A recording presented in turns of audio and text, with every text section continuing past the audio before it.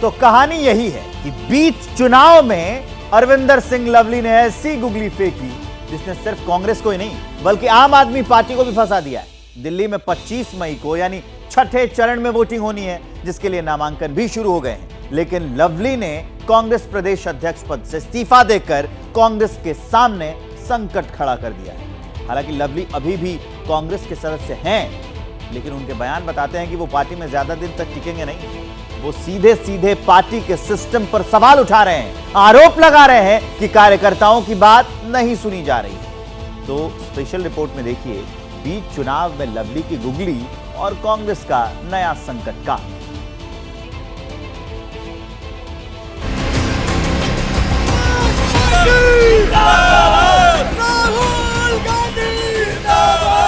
चुनाव के दौरान पार्टियां रणनीति बनाती हैं, जमीन पर मेहनत करती हैं, लोगों के दिल में पहुंच बनाती हैं, लेकिन कांग्रेस अंतर्कलह से जूझ रही है। अरविंदर सिंह लवली ने पहले दिल्ली कांग्रेस के अध्यक्ष पद से इस्तीफा दिया और अब इशारों में ही पार्टी हाईकमान पर सवाल उठा रहे हैं।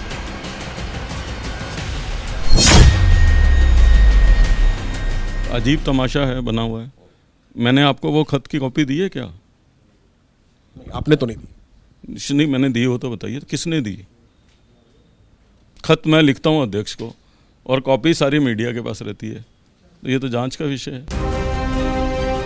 लवली का सवाल बड़ा सीधा है, जब इस्तीफा अध्यक्ष को भेजा तो इसकी कॉपी मीडिया तक कैसे पहुंची? जवाब देने के लिए कांग्रेस की प्रवक्ता सुप्रिया श्रीनेत आगे आई। लवली की गुगली को डिफेंस नहीं किया बल्कि आक्रामक शॉट लगा दिया। इस्तीफा तो उन्होंने पहले एएनआई को भेजा और उसके बाद कांग्रेस अध्यक्ष को भेजा। इस्तीफा तो आपने लीक किया। मेरा थोड़ा सा इस पर एक दूसरा विचार है। मुझे ऐसा लगता है कि कांग्रेस के नेतृत्व को थोड़ा परख कर और जो लोग दल बदलते हैं उनको थोड़ा वक्त देना चाहिए, वापस कार्यकर्ता बनकर उसके बाद उन पर काम करना चाहिए।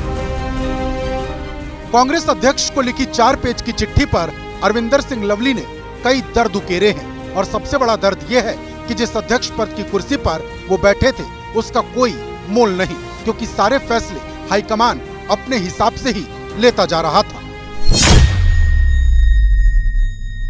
प्रश्न केवल इतना है कि प्रदेश कांग्रेस कमेटी के अध्यक्ष की इतनी गरिमा जरूर होनी चाहिए कि ऑफिशियल अनाउंसमेंट से पहले उसको इंटीमेट कर दिया जाए कि भाई फलाने लोगों को हम टिकट दे रहे हैं। मैंने ये मेंशन किया है। अब यहाँ सवाल ये है कि लवली की अंतरात्मा इतनी देर से क्यों जागी? कांग्रेस ने दिल्ली में प्रत्याशियों का ऐलान तो 14 अप्रैल को ही कर दिया था।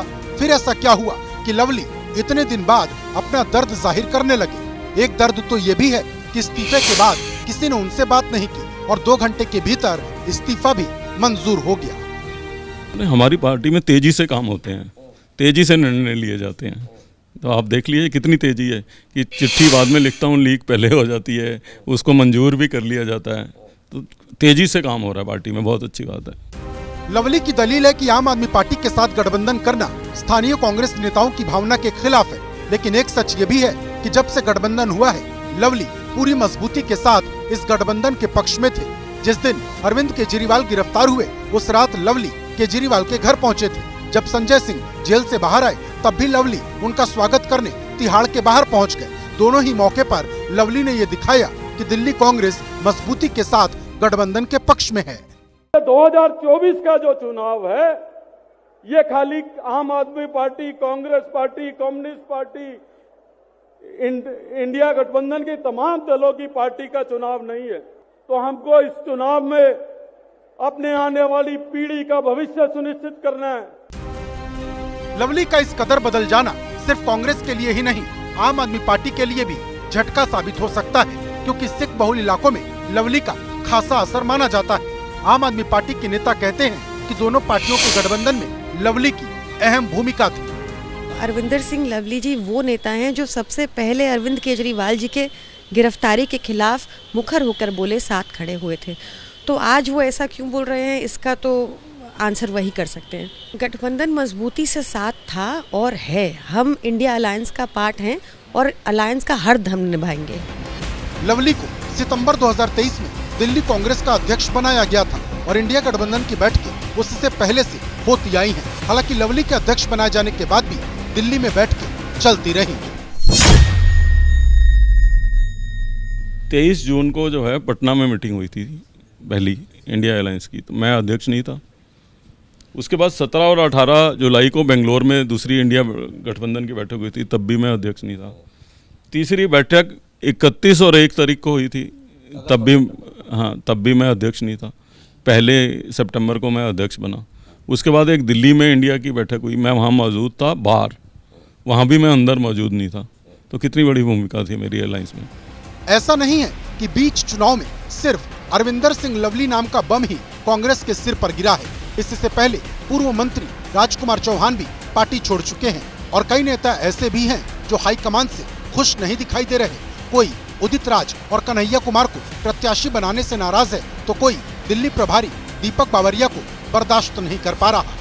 जो दिल्ली के अधिकारी बनाए हुए प्रभारी श्री दीपक बावरिया जी, कृपया करके वो बहुत अच्छा काम कर रहे हैं, उनको दिल्ली से हटा दें और कांग्रेस को बचाएं। जो बातें उन्होंने कही हैं उनकी पीड़ा, इस पर गंभीरता से ध्यान जरूर देना पड़ेगा। जब हमको 2 या 3 सीटें मिलती हैं तो ऐसा लगता है कि अगर उसमें हम कांग्रेस के सब लोगों की सहमति के साथ ऐसे नेतृत्व को दें तो आगे गाड़ी एक बेहतर रूप से चलेगी। जो पिछले कई दिन से ये उठापटक हुई है टिकटों के बारे में, जो तोड़ टिकट गलत डिक्लेयर किए हैं, उसके बारे में लवली जी बहुत दिन से दुखी थे। उन्होंने कई बार अपने हाईकमान पर बात भी रखी थी, लेकिन बावरिया जी जिद पर अड़े हुए थे कि नहीं ये टिकट यही रहेंगे।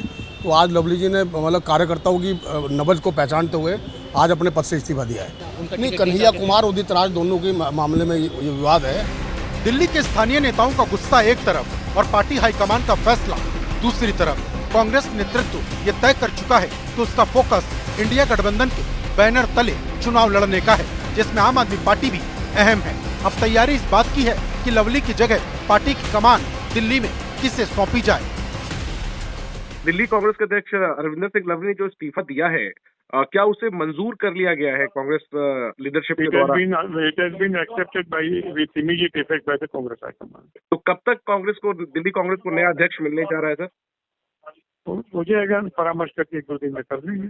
नए अध्यक्ष भी 1-2 दिन में कर लेंगे, व्यवस्था हो जाएगी। दिल्ली में लीडर्स की कोई कमी नहीं है भैया। आपको लगता है बीजेपी के दबाव में लवली ने पद वो भी हो सकता है। पूरे देश में बीजेपी वो प्रकार के हथकंडे का इस्तेमाल करते हैं।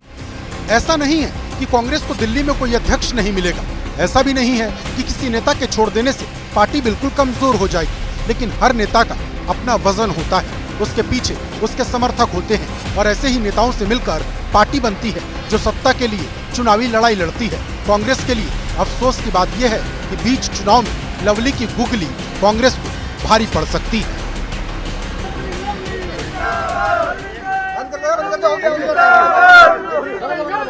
हम तुम्हारे साथ हैं। लवली जी संघर्ष करो। हम तुम्हारे साथ हैं। लवली जी संघर्ष करो। हम तुम्हारे साथ हैं। लवली जी संघर्ष करो। हम तुम्हारे साथ हैं। लवली जी संघर्ष करो।